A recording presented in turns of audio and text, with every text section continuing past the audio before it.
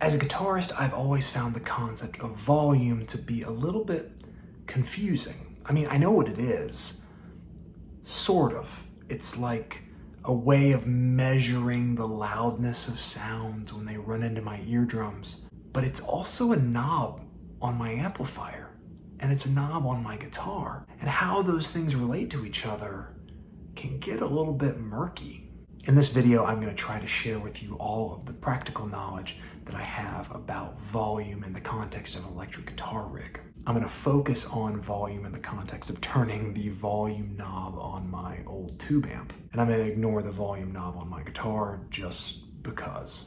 In all of these examples, and as the basis for this discussion, I'm going to be playing my Fender Telecaster through a vintage Fender Deluxe Reverb. At 1, the amp is inaudible, and somewhere between 1 and 2, sound finally appears. But it's not a ton of sound. Now for some context, let me give you the decibel readings of some common sounds. A quiet space, like a library, without any talking, is still going to have a reading of like between 40 and 50 decibels. A normal human conversation at a normal volume is probably 60 to 65 decibels. And an acoustic guitar strummed earnestly can produce upwards of 85 decibels. So this sound is loud enough to be like bothersome if somebody's trying to have a conversation in the same room as you, but not loud enough for somebody to call the cops on you. Between 2 and 3, there is a dramatic change in volume. The peaks are 20, almost 25 decibels higher. So 20 or 25 decibels change. What does that even mean? A good rule of thumb is that a change of 10 decibels is about the same as doubling the perceived volume of sound. And a change of 20 decibels is about the same as quadrupling the perceived volume. So between 2 and 3, we're quadrupling the volume that's being produced by this amplifier. That's a huge change. And at 3, I would say the amp is loud. As a comparison, my power drill produces about 100 decibels of volume. But an important difference is that the drill will produce that volume for the whole time that I hold the trigger, whereas this guitar signal, which is still clean, only really hits that level with the peaks and then quickly drops back into the 90s. That raises an important distinction between the maximum volume that a sound is achieving and sort of like the average volume level. On a clean guitar, the average volume level is going to be quite a bit lower than the maximum volume. And that's why this sound, even though it's well over 100 decibels, probably would still get buried by a drum kit, which, like the clean guitar, has fast transients, but they're going to be quite a bit louder than 100 decibels. So what happens if you're playing with a drummer? You turn it up. And between 3 and 5 on this amp's volume knob, to me, is the most useful range.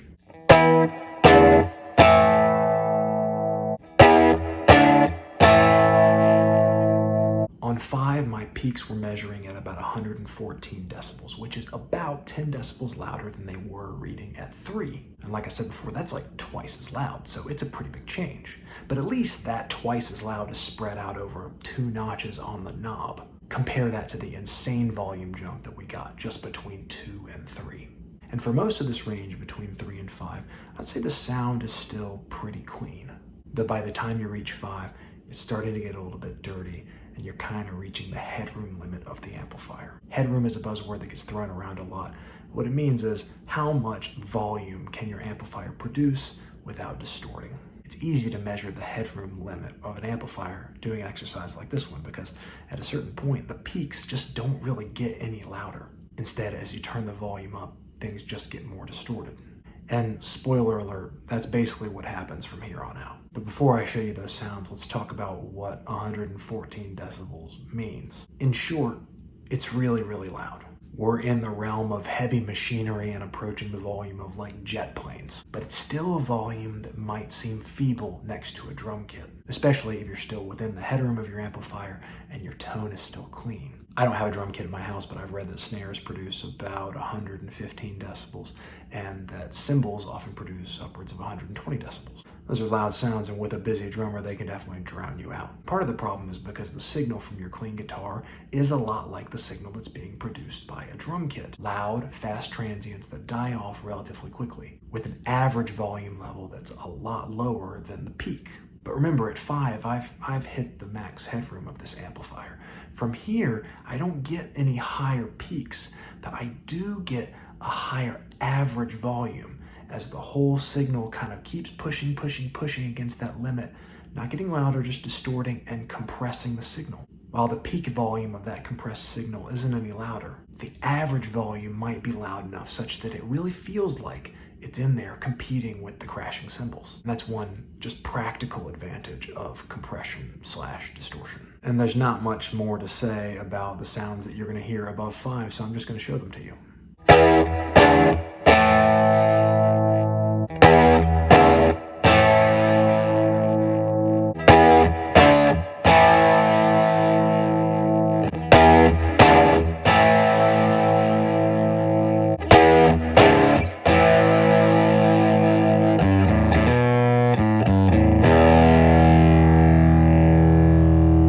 As you can hear, each one becomes more distorted than the last. And the peak volumes that you see are all pretty close together. On 8 and 9, I actually saw a slight increase in the peak volume, but I don't really trust that for a couple of reasons. First, this is a cheap, probably crappy dB meter, and it only measures sort of at intervals, or only puts out a reading at intervals. So unless I'm lucky enough for it to have made its reading at the exact moment that the actual peak was achieved, you're getting an imperfect result. The results are also imperfect because I played all these examples in real time. I didn't create a loop and run it 10 times. And I'm a decent guitar player, but not really that consistent. And it's entirely possible that I just played louder and created more signal from my guitar when I played these parts. Now, I've reached the headroom of this amplifier, so in theory, that extra signal from my guitar would just result in more distortion. So I'm thinking it's probably the first factor, the dB meter. And at 10, the peak dB reading was back at about 114 decibels. So let's just say 115 dB. That's the limit of this 22-watt tube amplifier. Is it enough? Maybe. Depends on how loud your drummer is, how big the room is that you're playing in, whether you have a PA system. It's almost certainly big enough for me, but you have to be the judge for yourself. And in fact, not only is it big enough for me, it might even be too loud. Maybe I should have said this before, but I actually recently changed the speaker in this amplifier with the goal of reducing the overall output of the amp. Because I do most of my playing alone in a small shed, and even 100 dB makes me feel like my head's gonna explode. And that's the output level that I'm getting at 3, which feels like the very bottom end of the sweet spot of this amp. So what if you're like me and you actually want to reduce the volume that's being produced by an amplifier like this? Well, if you're an amp designer or if you're handy, you could try installing a master volume into your amplifier. I'm neither handy nor an amp designer, but that's one of the reasons why master volume started to appear in the early 70s, is because people were like, shit, these amps are really loud. Wouldn't it be great to get that sound, but turn it down a little bit? And so you put a volume control somewhere after the preamp gain stage and use that to moderate what ultimately comes out of the speaker. Another way to do it is to use a tool called an attenuator, which has a similar function, except you place it in between the power stage of your amplifier and the speaker itself. And this is something that you can use with an old amp like this one without having to do any major surgery.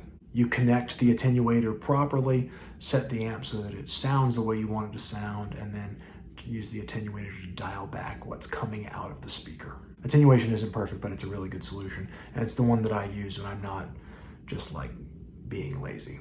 And when I'm being lazy, I usually just turn down my amp or live with the 100-ish decibels and hope that my neighbors don't gripe at me. This video turned out way longer than it was supposed to be, but I hope it was useful to you. If you liked it, please like it, subscribe to my channel for more stuff that's like this. And if you have any other fun facts or tips related to the volume of amplifiers, please leave them in the comments. I always appreciate your time, and I'll see you around.